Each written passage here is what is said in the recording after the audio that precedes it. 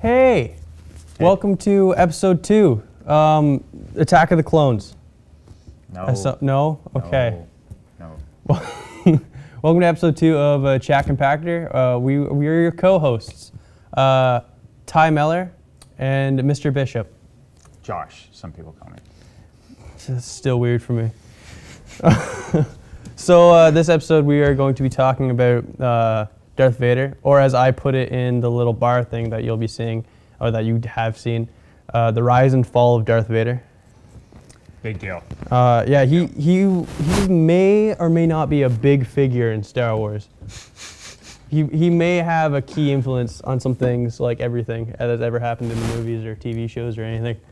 Yeah, so we've got some key Vader facts, and we'll talk and discuss some of those, as well as some of his just his major scenes or sort of his arc in the movies. I think as much as I'd hate to, let's start with his beginnings, and then we'll go on. Like we'll do a brief little thing about him as a kid, because I do think Star Wars did something very stupid with the childhood, with little Annie. Orphan Annie. They messed it up quite badly. But the one thing that annoys me the most, just about Anakin.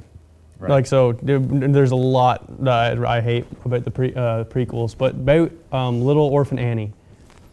So they could have simply said his father was some person that showed up at like a port one day, had a fling with his mother and left. Yeah, some guy named Joseph. Yeah. For example. They could have done anything, but then they decided to do it. It was miraculous to make him some sort of Jesus. When they put in, the weird science of the midichlorians, trying to sort of like science out the Jedis or give some biological explanation. Yeah. I don't know. It just seemed like they were like, what did people really love about the original series? Was it the religion side of it? Let's just add that. Did people really like the one line when people say it's a hokey religion? Are we gonna base everything off that little line? Well, I thought it was enough too to have like Qui-Gon. Qui-Gon's an awesome character. He senses this kid has something, like, can't that through the Force? Can a Jedi sense another Jedi? Like, that to me would make sense. Anyway, Yeah, and then he grows up hating sand. Right. Really hating sand. Yeah. So he left Tatooine as quickly as he could, I guess. Yeah, there's a lot of sand there. Tons of sand. Yeah, it gets everywhere, of course. Anyway, so and then he gets trained in the ways of the Jedi, which I find they should have had. Looking at the way that Anakin is trained, and looking at the way that Luke was trained, Luke looked like it was an actual, like it was actually training. Where for Anakin, they just went, have fun, just don't get killed. Well, it was more like long term with Anakin, right? Like there is that's one weird thing in Empire that nobody likes to talk about, is like the timeline for Luke's training. It was like a week. Yeah, like how long was it? And so with Anakin, that's the thing that I can see with the new ones, because it's a process of like being with Obi-Wan and sort of taking in the lessons gradually. But there's definitely no focus on it. Really. They stop by the Jedi Academy or whatever and stuff, but there's not. It's not a big focus. And then so then Anakin. One thing that I do think the prequels do add to it, and I was thinking real hard because I watched Sith last night. Right. And I was trying to think of. I like Sith. I do like as much as I hate CGI, I do like the look of it. It has a nice feel, and when you think about it, looking at Sith and the 1 and 2, it's very more lavish and like very high tech and stuff like that. So it does add more to the Empire's terrible and has made everyone poverty and stuff like that. Yep. If you look at it that way, it does good things for that. But if you look at Sith, just look at Sith, it's a nice thing where, yes, they added a little too much emotion to it, I think, for Anakin's portrayal of Padme, instead of just him being like all powerful and corrupt. But they do really cover a lot of ground quick. At the very end. They make Palpatine turns him to the dark side, and then he goes just does terrible things. Yeah, it's sort of simmering anger that he's had through the whole time just boils Spews over out. in a bunch of ways. And first, with the Tusken Raiders, initially we get the hint of that, which we'll talk more about them later. But then of course with the younglings is like sort of the most famous. Like, okay, you're That's on the dark side now. That's it.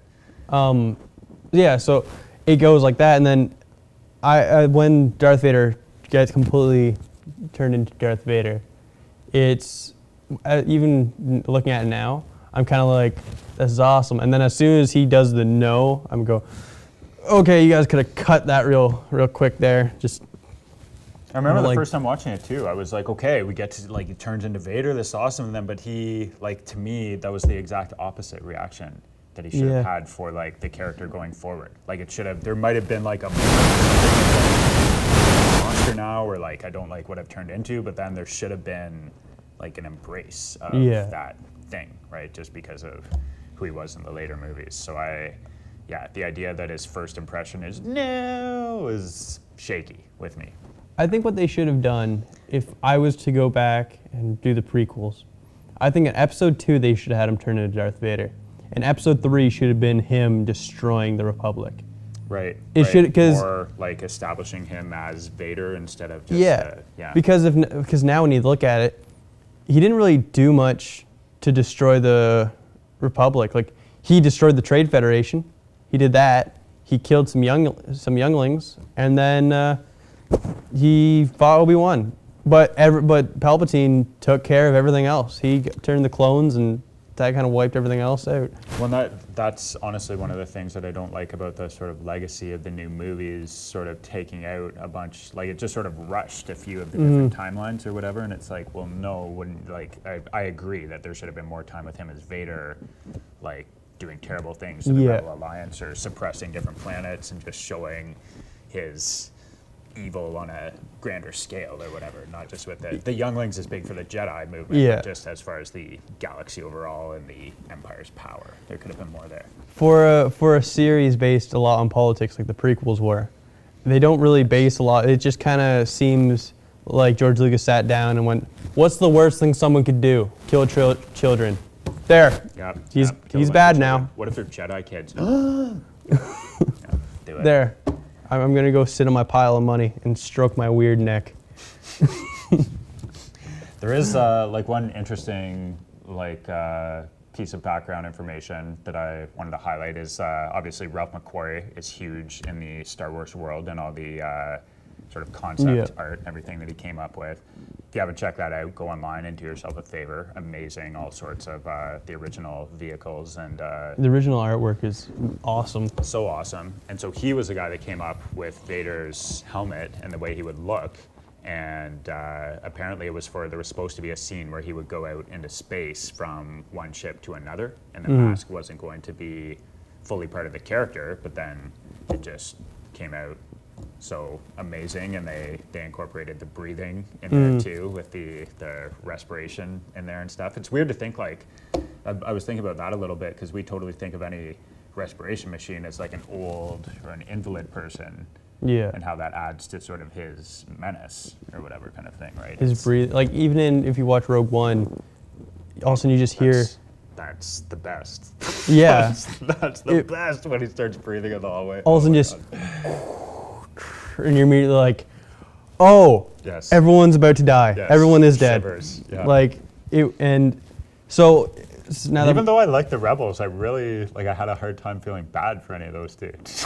I am Team Empire all the way. So I full on was just so happy to see Darth Vader main people. Yes, yeah, it was good to see him let loose. See Darth kind of enjoy himself in a hallway there. I went to see it with my girlfriend, and at this time she hadn't seen any of the Star Wars movies. And I made her go see this because I was like, I'm going to go see it. And if you want to come, you're more than welcome to. So she came. That's good boyfriending. Yeah. So we were watching it, and every time when Darth Vader came on and what's his name? I can't remember his name at the moment. Tarkin. When Tarkin comes on, I was always like, oh, And she was like, I don't get who that is. And I was like, Right. I'm like, you don't worry about it. And then even in the hallway, where she's never seen a Star Wars movie. As soon as she heard the breathing, it was like a big moment for even people that aren't Star Wars fans, because you knew that, even if you've never seen the Star Wars movies, you know that Darth Vader's bad. He will kill you, and lightsabers are awesome. Yeah. So those and that three sound things. Of his voice too, or that breathing, right? It's just like, okay, here we go. And it was a beautiful scene. It really did a lot for the character of making Absolutely. him be very forceful. And it's weird to think that because the name of this episode is going to be the rise and fall of Darth Vader. He didn't really have, his rise was very quick. It was, we want you. Okay, you're now you're kind of leading. Well, his fall was with hard. Palpatine, right? Like coming in with Palpatine or whatever. He just sort of, he was like his boy or whatever to start off, and sort of his muscle, I guess, in the background. Yeah, he was his seat on the council for when he was Anakin. And I think they pushed a lot on the whole fact that Mace Windu didn't like Anakin. There was a lot riding on that, because they didn't want him in the council because of his closeness with Palpatine. Right. But for me, I was like, they don't know he's the Emperor yet. He's literally just a random counselor. I'm like, what's your problem with this man yet? Like, later you can have a problem with him, but at the moment, there's no reason for you to be scared of this man. Well, I haven't seen it. Like, honestly, I've only, I don't know. I don't analyze those first movies too much because they just annoy me so much. But They're terrible. Didn't Mace Windu? I thought he sensed something being off in Palpatine or something like that, and that was part of the reason he's like, these guys want too much power too quickly or whatever, so we got to back off. I thought that was maybe part of it, but it could be. I don't know. Actually, he might have said that. There's very little I know about Mace Windu. Did you know that originally Mace Windu was supposed to be the main character in the New Hope? No. Originally, the name for Luke it was going to be Luke Skywalker, but then the original version. Killer for a little bit. That was going to be one of the names too. I think it was Mace Windu, and then it was Star Killer, and then it turned to Skywalker. Okay, so interesting detail. This just reminds me of, apparently, when George Lucas, I looked into him coming up with the name Darth Vader. And so Darth sounds like dark, apparently, was what they were saying about that. And then Vader relates to father in German or something like that. So that's sort of dark father, that idea. But apparently George Lucas, he liked the sound of Darth, and then he was throwing around other things to go with it. Yeah. And even in an interview, he's like, so I put any typical last names like Wilson or Smith or whatever. It's weird to think of Darth. Yeah, like that. But, and another weird thing is George Lucas went to school with a guy who was a great older guy,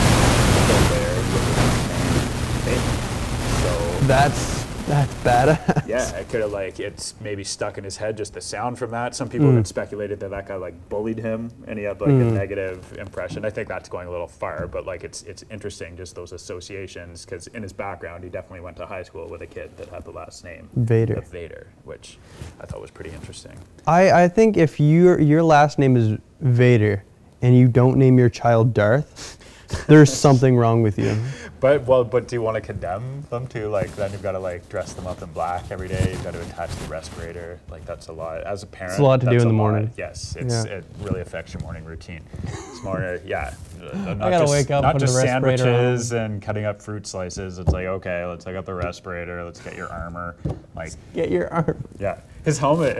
Don't choke anyone at school today, please. That I read, they made a point of saying his helmet was bolted onto his suit, bolted right on, so it wasn't, he couldn't just pull it off or whatever kind of thing. Yeah. Talking about how he's sort of trapped in there and stuff. So yeah, every morning bolting on the mask. I'm imagining you. I don't want it to be bolted on this morning. It's come on.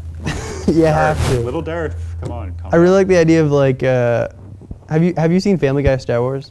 Yep. Oh yeah. So I really like the idea of a little Stewie child, and you with the You know the bolter thing that people use on like car tires? Oh yes. That yes. just That's every exactly morning. what I pictured. One of those like the guns or whatever, just because you want to do it quick, right? Yeah. Like, yeah. Just that kid would have a hard life.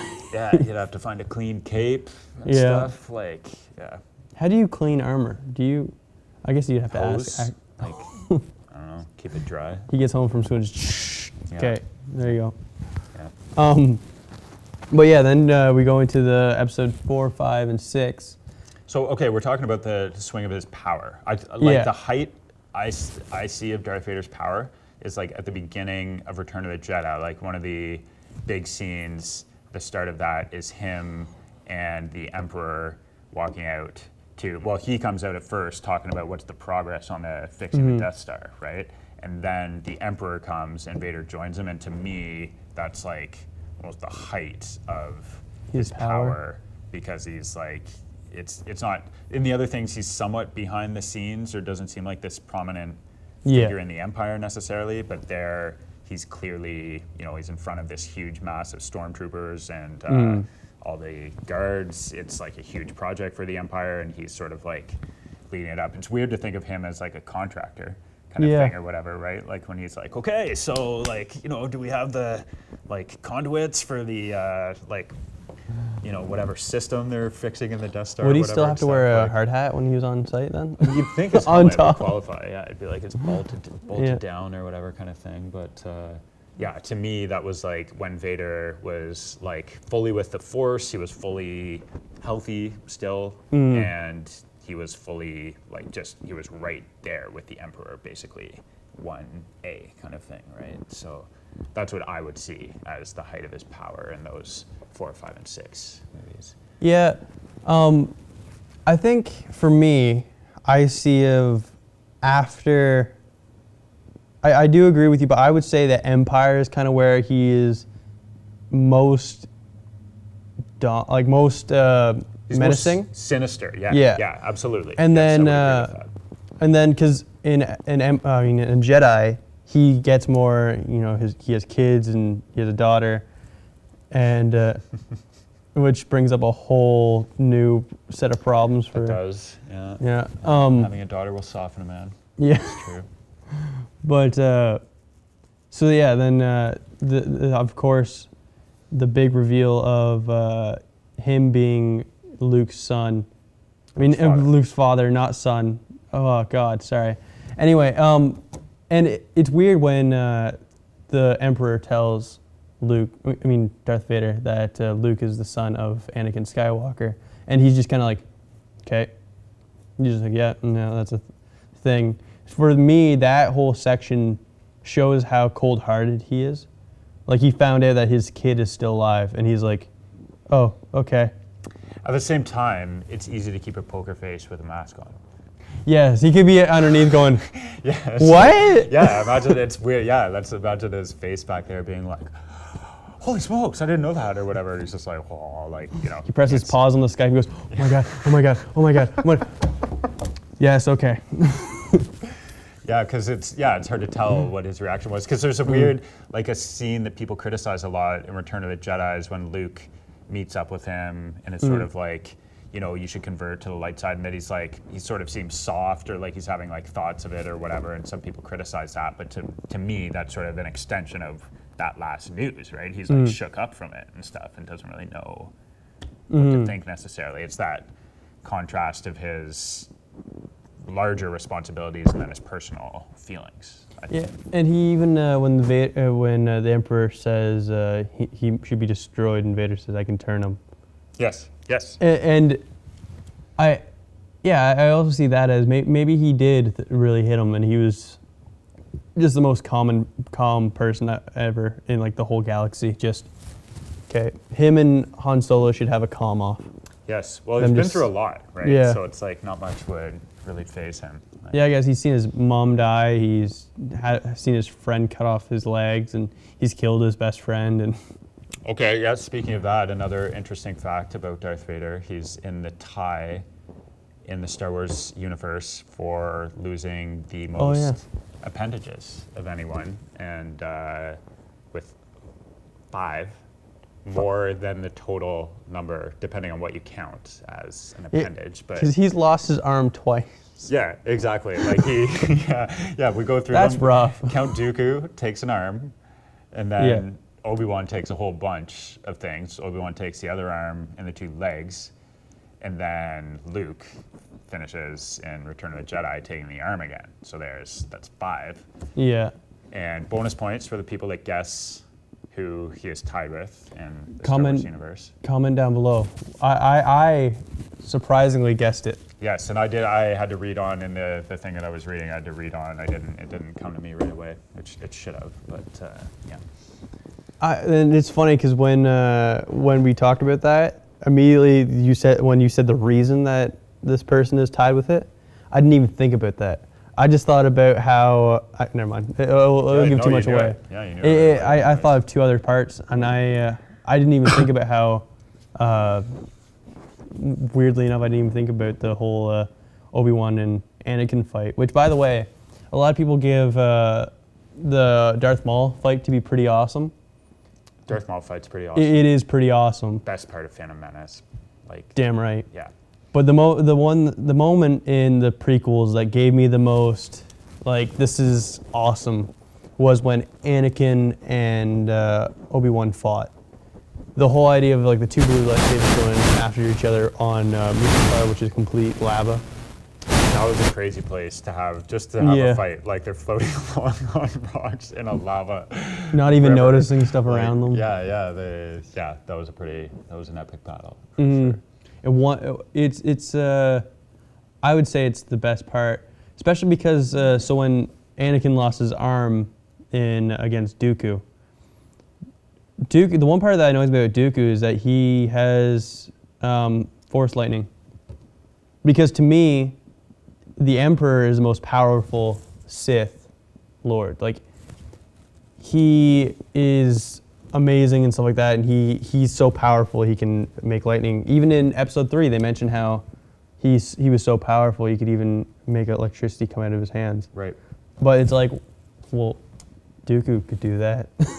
It just kind of weakens it, I feel. Yes, yeah. It's just another detail from the prequels that is like just brings things into question. Yeah, and it's also like at some point, wouldn't Vader have wanted to learn that? And then like shouldn't Obi-Wan have said something to Luke about like, by the way, you might want to watch out when you're fighting these guys, because But anyways, when he's going in, all of a sudden like Obi-Wan's ghost pops up. Hey, wait! Before you go in there, so there's one thing I forgot to tell you.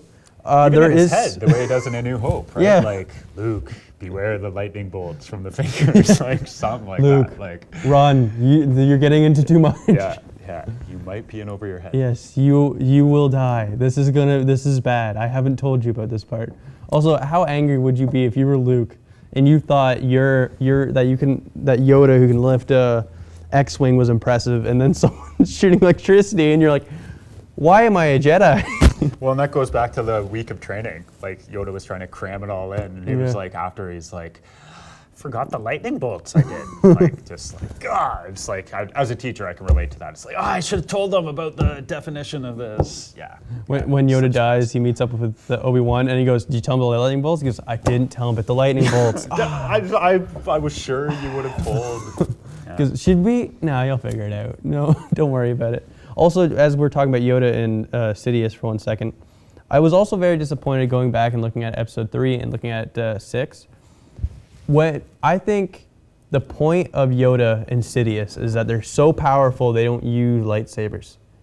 They just use the Force. They are so good with the Force that they would never go to such things. And then in Sith, they go, like they're finally gonna fight, and you're like, oh my God, this is gonna be great. And then they do like 2 seconds of Force fighting, and then also go, we're equally matched. Let's go back to lightsabers. And it's like, what? It's like, that would have been so cool. Yeah. Didn't Yoda do the battle in the end of Attack of the Clones? I thought that was the end of Attack of the Clones. He did it he did that a bit. That was when he caught the lightning and then shot it back. He shoots it back. Because I kind of initially I liked that scene, but I think it was just because I was so desperate for something to like in Attack of the Clones. like Yoda fighting with the Force is amazing. Like, Yeah. I hope there's a Yoda movie. I would like to see it. Yeah, that would be awesome. Story for Yoda. That would be good. So, and then after that, so we've agreed on what his most sinister point and what his most powerful point is.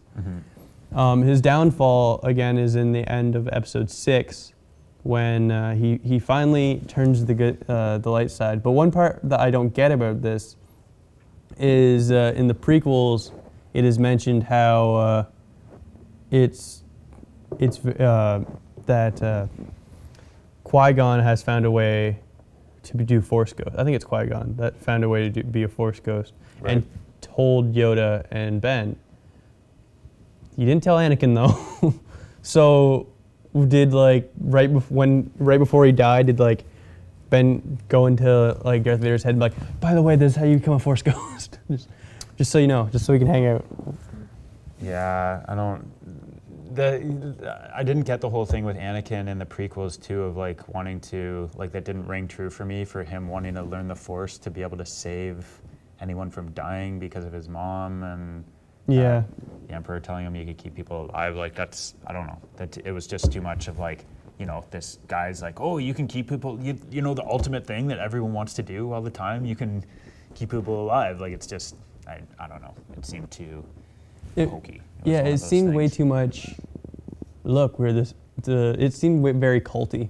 Yes. It was like a cult. Maybe that's the true origins of Sith and Jedi. It's a big cult. Huh. Essentially. Yeah, I guess. Yeah. So yeah, and then he finally turns to the good side and tosses the Emperor into a random hole on the Death Star for some reason. Yeah, apparently in the strongest guy, like the main guy's office, they just build this sort of like infinity pit to nowhere or whatever. You'd think they did have like safety rails, but you might want to, I don't know, close that off, like just vent it or something, but I didn't design it, so. Yeah, it seems like the people who were designing the Death Star, especially the second Death Star, didn't really think it through very hard.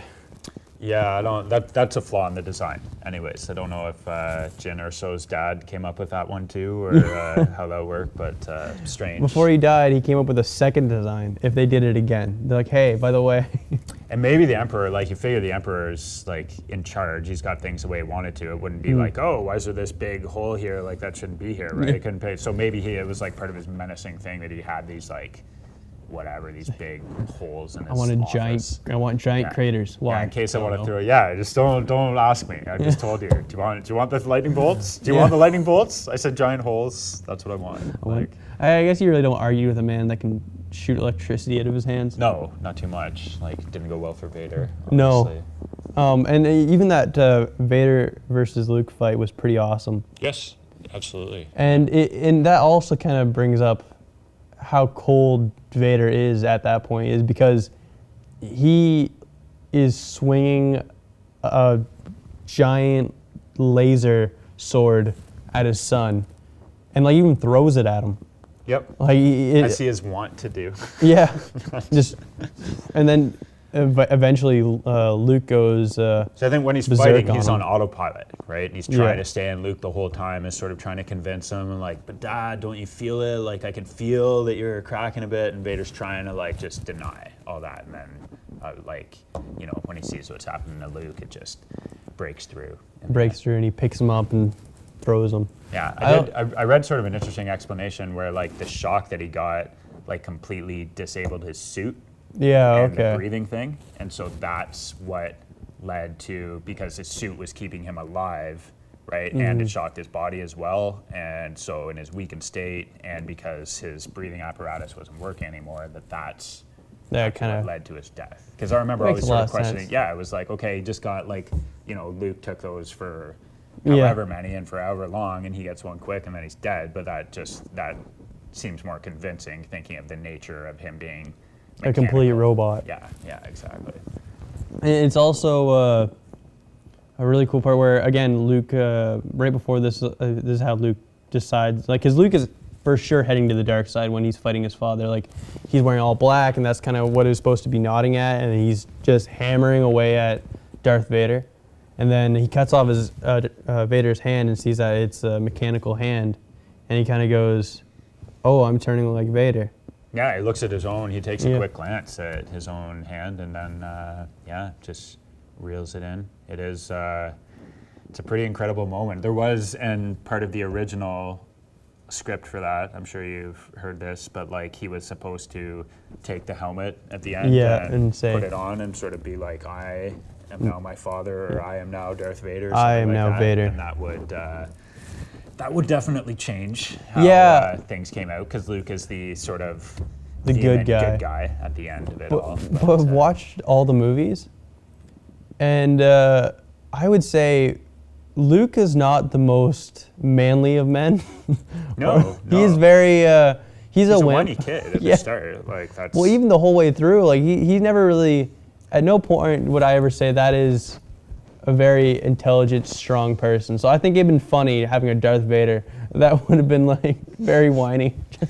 No, I don't want to do that. Well, it's weird too, because even like was saying that Luke seemed like whiny as a kid, like I want to get my power converters and whatever, and but like it wasn't the same as Anakin's whininess or whatever. Yeah. Like there was just something that was like tolerable or okay about it and stuff. Even like it's that hilarious line in Mos Eisley Cantina when Han's like, well, who's gonna pilot the ship? And he's like, well, I can pilot it, and I'll be like, and that's sort of like, you know, it's very ridiculous for him to be talking to Han Solo like that, but it's almost endearing for Luke's like naive confidence or whatever kind of thing. Like where Anakin was just complete whining and with nothing, like, you know, like sand, good like, part of it. Sand. Yeah. Speaking of sand, let's do our character of the day. Okay. Yes. We are talking about Tusken Raiders.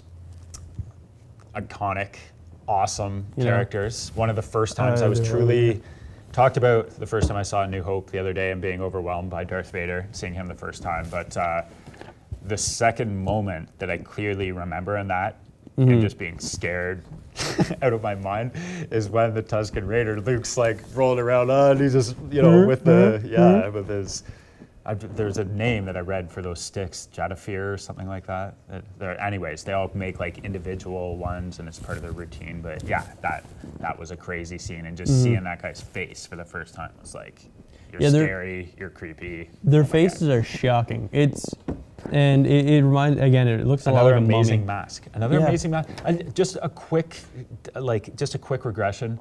Like the part of the prequels that I didn't understand. There were so many good costumes and masks that became iconic. Like obviously Darth Vader. Yeah. Tusken Raiders. Chewbacca. Like Greedo, who we talked about last week. The Stormtroopers. Like everyone, and there's no CGI. And then it's like, I don't understand. Like you can rely on some of the new technology and the new techniques a little bit, but like why go so far away from what worked so well in so many different ways? Like it's and you can see that like in Force Awakens when they went back to actual practical effects, and the one thing that really sticks in my head from Force Awakens is when Finn is going to leave with those two are they smugglers or and the guy with the red mask. I think that mask looks so badass. Yes. Where it seems where in the prequels it was all CGI. Nothing was really stuck out to me, because I think there's no characters that really stick. Like even in Rogue One, when the guy that had the plans for the Death Star and was trying to deliver them. And some of it was not bounty hunter guys, but some of these guard dudes that were like taking him along and delivering him. Yeah. Like they looked just so awesome. And there was sort of something like Mad Maxy about them almost and stuff like that. But it was just like Raiders. Yes, exactly. And it just went back to that like more authentic way of presenting them. Yeah, and that's why I think and one of the things I think about when I think why the regular are better than the prequels is because it's more rugged. And that's what Star Wars was, like in a time where everything was very like chrome and shiny for the future and showed like amazing like rocket ships. They were like, no, this is like a gritty future. Yeah, our X-Wings like dirty and badly beat up and been like, you know, like we've combined two of them, sort of Frankenstein them to make this one, and it flies and whatever. Like you got to actually hit the ship to make it like turn on from it or whatever and stuff, right? Like they just added so much to it that like the grittiness of it was just, for a lot of people, that was Star Wars. Yes. And then when they went back and made everything chrome and nice, and exactly what it was, and it kind of turned a lot of people off, I feel. Definitely. And the Tusken Raiders are part of that gritty original image, for sure. So yeah, Tusken Raiders, we've gotten a lot off it. Tusken Raiders are an alien that's native to Tatooine. Yep. Tatooine is where Luke lived. You will have seen a picture of them when they popped up on the screen there. They speak the language Tusken, which I'm surprising because last week he was a Rodian and they spoke Rodian. So I'm amazed that's not a Tusken Raider and they speak Tusken Raider. Yeah, well, you can't make it too confusing. Yeah. So yeah, their professions are they're obviously raiders and they're hunters and stuff like that because it's like they're very tribal. When you think of it, they're tribes. Like you so even they see their lived in camps. like tribes of like 20 to 30 people. There'd be like a leader, but fairly small, nomadic kind of bands. Interesting thing I read about them was that for them, water was sacred, and that sort of explains the conflict between them and some of the people on Tatooine. Like a moisture farmer, they're gonna have problems with, right? If they consider the water sacred, and if you live in a desert planet, you can see why that makes sense for water to be this sacred resource. And so they didn't like the moisture farmers taken out and they felt like their race was entitled to it completely. I read online, it's kind of funny that it said something about them being xenophobic towards other races, but simply because of a water issue, because other races would come there and use the water that they felt they were entitled to. Yeah, and obviously it would been like if aliens came here and then decided that they were going to drink only holy water. I'm pretty sure some religious groups would get real ticked off real quick. Yes, exactly. So yeah, and then they obviously, because they're their own race, mostly, and they're tribal, most of the time they work for, they're just work for themselves and stuff like that. Yeah. There has been times where they worked for Jedi and Sith. I should have wrote some down. I didn't. I don't know why. That's my bad. Just believe me that they have. Some notable things that they've done. They killed Anakin's mother, which is a big thing for him. Yeah, that's one of those things where like the butterfly flaps on the one side and there's a hurricane on the other side of the world, right? You don't know. Yeah. Take this random person hostage, but comes back and destroys you. Wide-reaching implications across the galaxy there. Some notable things about them: they can't be seen without their clothing, like their whole body suit. If you look online, you can see what they look like without their masks, which looks really creepy. And the only time they're allowed to be seen without clothing on is for childbirth. Wedding nights, and when they're coming of age ceremonies, which I laughed the whole wedding night thing. Like, are they gonna go to like Tatooine, Vegas, and like spend the night? Like, what? I like the wedding night thing. I think that's funny. I don't know why I think that's funny. I just think that the fact they put in and their wedding night. Yeah, and that makes them sound like a very conservative society generally, or whatever, right? Like they shun the human form or whatever kind of thing. But maybe it's just because they look. Whatever, shriveled from living in the desert. Yeah, maybe they're just like, someone's like, well, I'm going to take off my suit. And they're like, why? The suit looks awesome. And the guy was very offended because everyone wanted to take off the suit. And he's like, you know what? No one takes off the suit. Well, and also, too, maybe like just from where they live, like just the burning from the sun or whatever, right? It's just sort of like protective. I think we've got to mention banthas, too. That was my next note. Yeah, so banthas are the big things that they ride in on. They were sort of woolly and furry, and they had big horns. And a fact that I think is really cool is they actually had real elephants that they got and suited up with these things, and that's how they shot that in the movie. If you watch them moving in the movie, it makes a lot of sense. Like it looks like that under there. But like what were some of the bantha facts that we found? Like every raider person gets. Hey, we don't say that. That's. Oh right, sorry, that's derogatory. Come on. Sorry, every Tusken Raider. Every Tusken Raider has a bantha of the same gender of them. That's a fact I found out. And they get really close together. They've got like a really close relationship. There was something like where if the raider dies, then often the bantha would die soon after, and they would be buried together. And then there was this like sacred burial ground for banthas that, you know, if they died, normally they would die before the raider, and then they'd be put in there, and it was like undisturbed, like sort of this holy ground kind of place or whatever. Elephant graveyard. Elephant graveyard. Yeah. The one thing I don't get about it is if we look at an evolution form, Banthas are covered in hair. Doesn't seem like a good idea if you're on a hot desert planet. You know, I'm gonna be the this is so weird because I read something about this just the other day because we were gonna get our dog shaved before or for the summer. Oh right? yeah, okay, yeah, I know what you're talking about. And Yeah. so yeah, there's this article saying that actually the fur like protects them and keeps the sun off them a little bit. So maybe possibly it's something like that. Yeah, and also with dogs, their panting puts water in their fur and it kind of like cools them down. It could be that, but I remember just even as a kid looking at it and going, wouldn't you want the least amount of clothing? Like, wouldn't you want, like, You think nothing? it'd be a sweaty ride up Yeah. top too? I just yeah. Yeah. Like, it just seems like a very poor idea. Yeah, and then also, if you ever want to see what a Raider Village looks like, you have an Xbox or a PlayStation or something like that, you can play on in a Raider camp on that game, and it's not even a DLC, where last week's fact about Battlefront was a DLC. This week it's not. Nice. I'm old enough that I only have a sketchy understanding of DLC. DLC is like a thing where you buy it online and it adds like a new level to the game or new like Yeah, stuff it's to like the game. worst thing that's ever been made for video games. See, it sounds cool because like back in the day when you had Mario, you finished the level, you just had Mario or whatever, and that was it. Once you finished the game, it was done. You could look for secrets. There'd always Yeah. be secrets stashed or whatever, but there was not going to be any new level or new character or something like that. So it's But- an easy way to keep kids spending money. For I was gonna say the problem with that though is Mario would come with all 8 levels. They wouldn't just make 8 and then only give you the 2 and say buy the rest of it. Yes, yeah, in my naive head, I was like, oh, they start with 8 levels and now they add like, 9, 10, 11, 12 or whatever. Not like they start with 4 and they're like, of course you need 5 and of Yeah. course you need 6. And if you really want to finish it, you're going to get 7 and 8. So It seems weird that they, like, if you look back at a lot of games, it's like, no, they gave you the whole thing.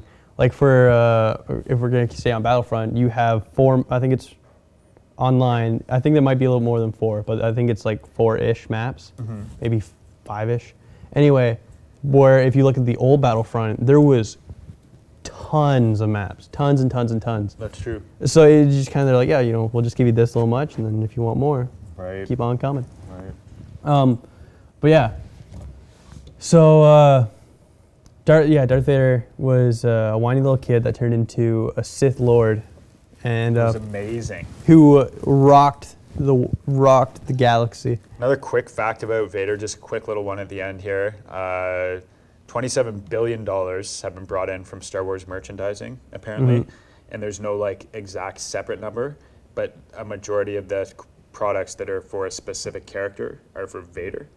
So Really? it's estimated that if you had to pick an individual person that was the most lucrative for Star Wars merchandising, then it would probably be Darth Vader. That makes a lot of sense. Yeah. Like, again, I have I have a 2 Darth toaster. Vader things here. Toaster's You have a lame, toaster? but yeah, it's not. I want the Darth Vader toaster so bad. It's, you know what, I might have to gift it to you. Here you go, just throw it at me. Yeah. So this has been episode 2, The Rise and Fall of Vader. Thank you for watching. Sand people, don't mean any offense, sorry, Tusken Raiders. Tusken Raiders. Tusken, Raiders.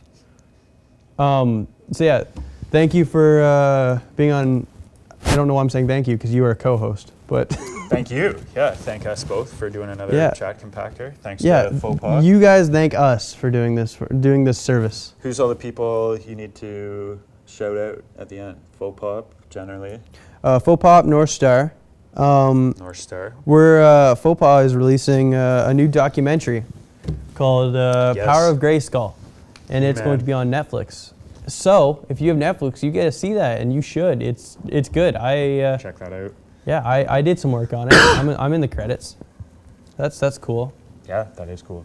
So yeah, thank you for watching. We'll see you next week with another topic and another character of the day, All right, may the force be with you. and also with you. Always.